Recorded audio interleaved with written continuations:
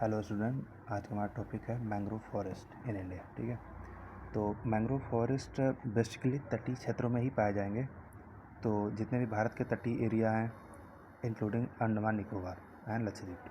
ठीक है, तो एक तो ये तटीय क्षेत्रों में ही पाए जाएंगे। ठीक है, क्योंकि वहाँ इन्हें उगने के लिए सॉल्ट वाटर और कुछ मात्रा में फ्रेश वाटर की भी ज़रूरत होती है, क्योंकि इनकी जो उगेंगे सॉल्ट वाटर में ज़्यादा, और इनकी ग्रोथ के लिए थोड़ी मात्रा में फ्रेश वाटर की भी आवश्यकता होती है। ठीक है, और साथ ही साथ इन्हें उच्च सौर विकिरण की ज़रूरत पड़ती है। तो इसके लिए इसका मतलब क्या होगा कि ये जो उष्णकटिबंध से उपोष्ण कटिबंध तक ही पाए जाएंगे, यानी कि लगभग 25 डिग्री नॉर्थ से साउथ 20 डिग्री साउथ तक। ठीक है, क्योंकि यहाँ इसी क्षेत्र में उच्च सौर विकिरण इन्हें मिलेगा।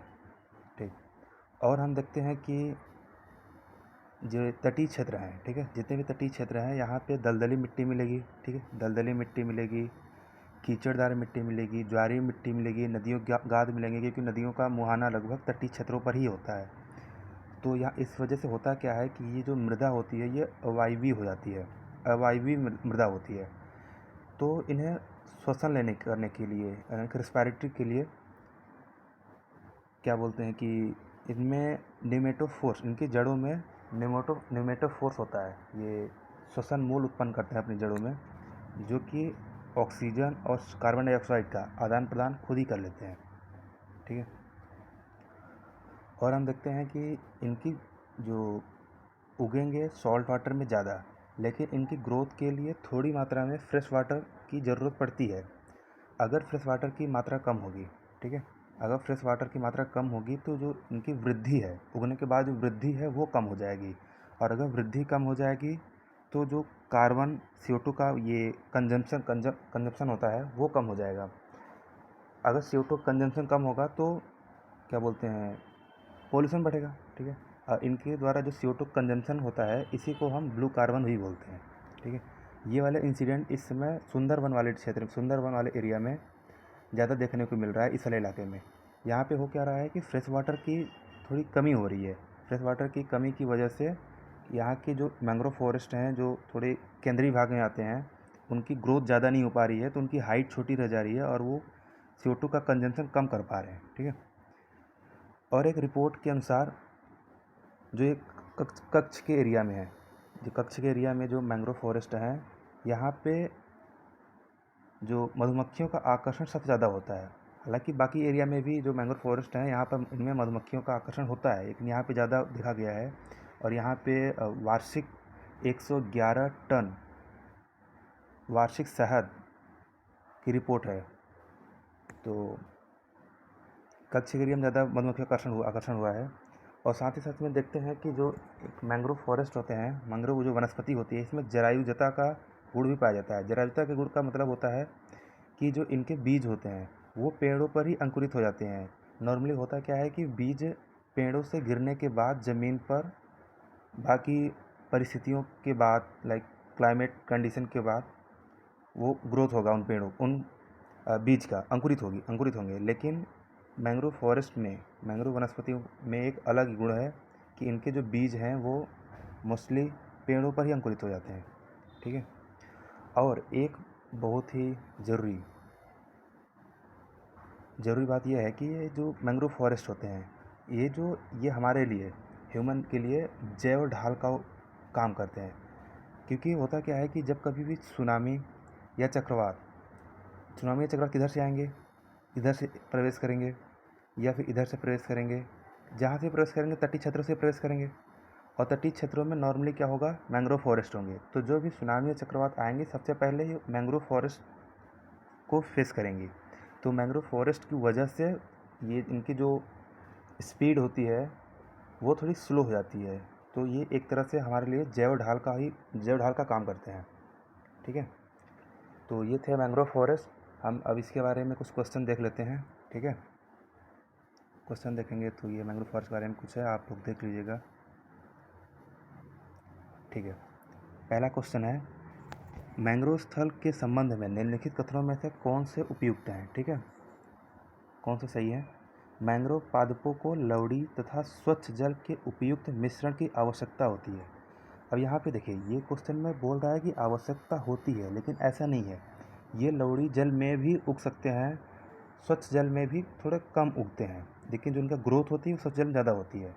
तो यहाँ क्या लिखा है, ये आवश्यकता यानी कि मैंडेटरी कर दिया गया है, तो जबकि ऐसा नहीं है, मैंडेटरी वाला सिस्टम नहीं है, ठीक है। तो इसलिए ये गलत होगा, ये ऑप्शन गलत है, ठीक है। सेकंड क्या है, मैंग्रोव पादपों की वृद्धि और विकास के लिए पंक मैदान की आवश्यकता होती है। ये सही है, क्योंकि ये जो नदी के मुहानों पर ही होते हैं और वहीं पर पंक मैदान, कीचड़, सार, ज्वारी, मिट्टियाँ सब वहीं पर पाई जाती हैं, ठीक है। मैंग्रोव पादप सुरक्षित आड़ वाले तटों के अंतर ज्वारी क्षेत्रों में पाए जाते हैं, ये भी सही है। ये हाई टाइड के नीचे वाले क्षेत्रों में ही पाए जाते हैं। मैंग्रोव वनस्पति अंडमान निकोबार द्वीप समूह सहित सभी तटीय राज्यों में रिपोर्ट की गई, सही है, क्योंकि भारत के सभी तटीय क्षेत्रों में मैंग्रोव वनस्पति पाई जाती है। तो ऑप्शन एक गलत है, बाकी सही है, तो इस तरह से हो जाएगा ये ऑप्शन बी। आंसर देख लेते हैं, option B is right. Next question देखते हैं। नेक्स्ट क्वेश्चन है कि निम्नलिखित पर कथन विचार कीजिए। रत्नागिरी महाराष्ट्र में, आपको पता होना चाहिए। सुंदरबन हम सबको पता है, पश्चिम बंगाल, ठीक है।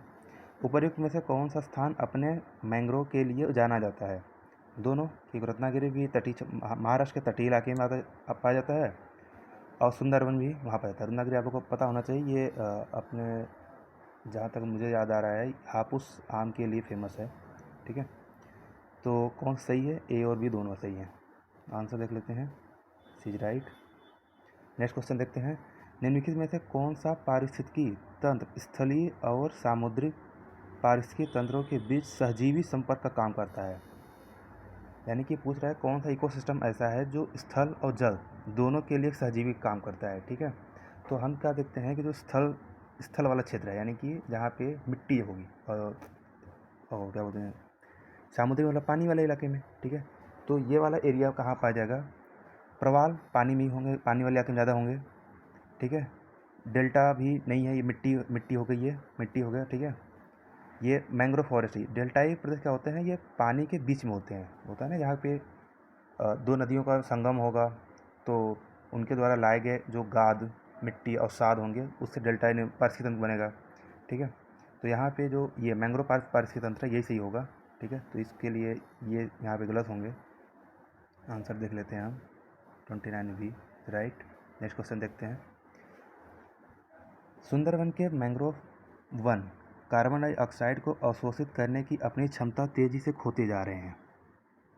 तो अभी हमने देखा था, हमने पहले पढ़ा भी था इसके बारे में, कि जो सुंदरबन के बृहद मैंग्रोव वन है, सुंदरबन का जो ये केंद्रीय भाग है, वहाँ पे फ्रेश वाटर की कमी की वजह से जो उनकी मैंग्रोव वनस्पति की जो ग्रोथ है वो कम होती जा रही है।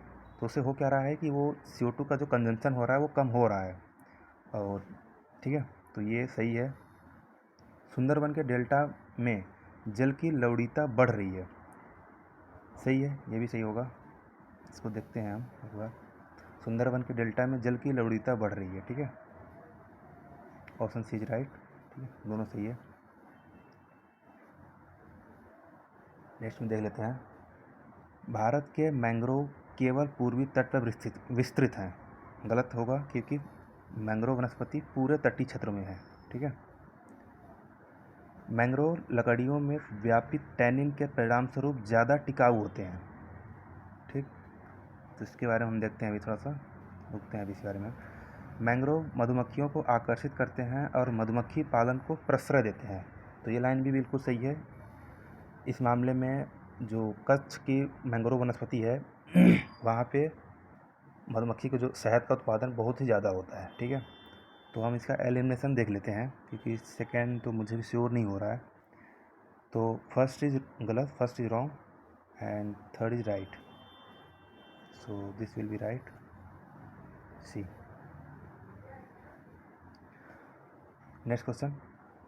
कच्छ वनस्पति के संदर्भ में निम्नलिखित कथनों में से कौन सा सही है, ठीक है। इन्हें तटीय जैव ढाल का सर्वोत्तम रूप माना जाता है, सही है, क्योंकि हम जानते हैं जो मैंग्रोव वनस्पति होती है ये जैव ढाल का काम करती है। ये केवल उष्णकटिबंधीय और उपोष्णकटिबंधीय अक्षांशों में पाए जाते हैं, ये भी सही है, क्योंकि इन्हीं अक्षांशों में इन्हें ज़्यादा सौर विकिरण प्राप्त होगा, ठीक है। तो यहाँ पे सी होना चाहिए, चेक करते हैं, सी राइट। नेक्स्ट देखते हैं। निम्नलिखित कथनों में से कौन सा मैंग्रोव वन के संदर्भ में सही है। ठीक है, क्या इसमें सही है देखना है। मैंग्रोव वन केवल खारे पानी में ही पनप सकते हैं, इसके बारे में देखते हैं अभी, क्योंकि केवल खारे में नहीं होता है। ठीक है, फ्रेश सॉरी ये पनपेंगे तो खारे पानी में ही, सही है। जो इन्हें बाद में वृद्धि के लिए फ्रेश वाटर की ज़रूरत पड़ती है। बांस तथा नारियल मैंग्रोव वनस्पतियाँ हैं, ये नहीं होगा। Let's check. कुल मैंग्रोव वनस्पति के प्रतिशत की दृष्टि से पश्चिम बंगाल के बाद गुजरात का स्थान है, सही है। इसमें हम क्या देखेंगे कि जो कुल मैंग्रोव वनस्पति है, ठीक है, इसमें पश्चिम बंगाल के बाद गुजरात का स्थान आता है, लेकिन अगर हम एरिया वाइज देखेंगे, यानी कि सुंदरवन के बाद ये आंध्र प्रदेश वाले इलाके में है, अभी नाम जो एग्जैक्ट याद नहीं आ रहा है, तो वो सेकेंड नंबर पे आता है। लेकिन वो अगर हम स्टेट वाइज देख रहे हैं तो पश्चिम बंगाल के बाद गुजरात का ही आता है। ठीक है, तो 1 and 3 इज राइट। ओके, सी होगा सही इसमें। भारत के मैंग्रोव स्थलों के लिए निम्नलिखित में से कौन से सही सुमेलित हैं? ठीक है, तो वैसे तो ये एरिया आपको याद होनी चाहिए, नहीं याद है तो इसके कुछ तरीके भी हैं। जैसे अगर मुझे करना हो इसे क्वेश्चन को, तो मुझे स्टार्ट में जब मैंने इसे पहली बार देखा था क्वेश्चन को, जिसमें क्या दिखा था, मुझे ये पता था कि ये जो पुलिकट है, लेक है, और ये तमिलनाडु में पाई जाती है।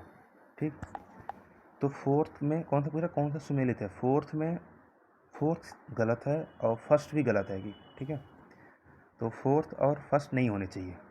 ठीक है, बाकी ये कुंदापुर कर्नाटक में ही है, मालवान महाराष्ट्र में ही है। ठीक है, तो ये दोनों करेक्ट भी हैं वैसे भी। तो यहाँ से हम देखते क्या है कि 2 और 3 सही हैं, 2 और 3 बी में सही हैं। Answer B is right. Yes, Coonoor Kerala, बाकी पुलिकट तमिलनाडु में ही है। नेक्स्ट में देखते हैं कोरिंगा मैंग्रोव। ये था कोरिंगा मैंग्रोव ही था, जो कि आंध्र प्रदेश में पाया जाता है। ये मैंग्रोव वनस्पति में एरिया वाइज में सुंदरवन के बाद इंडिया में सेकंड मोस्ट पे आता है। ठीक है, कोरिंगा मैंग्रोव और वन्य जीव अभयारण्य के संबंध में निम्नलिखित कथनों पर विचार कीजिए। कोंगा मैंग्रोव ओडिशा में पाए जाते हैं, गलत। अभी मैंने इसके बारे में बोला कि ये आंध्र प्रदेश में पाए जाते हैं। कोरिंगा वन्य जीव अभयारण्य पर गोदावरी मैंग्रोव को भारत का सबसे बड़ा मैंग्रोव माना जाता है। कोरिंगा वन्यजीव अभयारण्य पर गोदावरी मैंग्रोव को भारत का सबसे बड़ा मैंग्रोव माना जाता है। देखते हैं इसे। इस अभयारण्य पर एक ऐसा स्थान भी है जहां प्रतिवर्ष जनवरी से मार्च तक ऑलिव रिडल समुद्री कछुए भी पाए जाते हैं। तो इसमें मुझे थोड़ा डाउट हो रहा है कि ये सही है, और मुझे सेकेंड पे डाउट हो रहा है, तो यानी कि ये दो तो गलत हैं। ठीक, इसमें मैं थोड़ा क्रॉस चेक कर लेंगे COD में।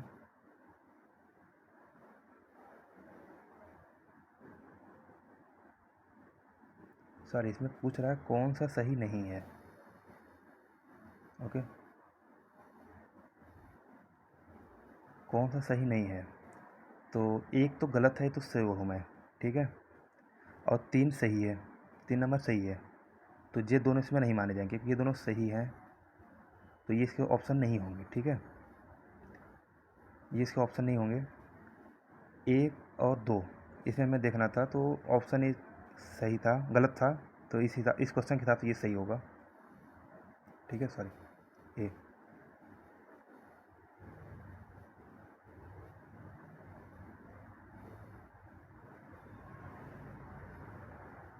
मैंग्रोव के संदर्भ में निम्नलिखित कथनों पर विचार कीजिए।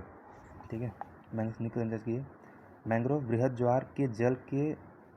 ज्वार के उच्च जल स्तर के नीचे उगने वाले पेड़ और झाड़ियां हैं जिनमें खारे पानी में पनपने की अद्भुत क्षमता होती है। सही है, हमने पहले ही बोला था कि जो मैंग्रोव हैं वो हाई टाइड के नीचे ही होती हैं।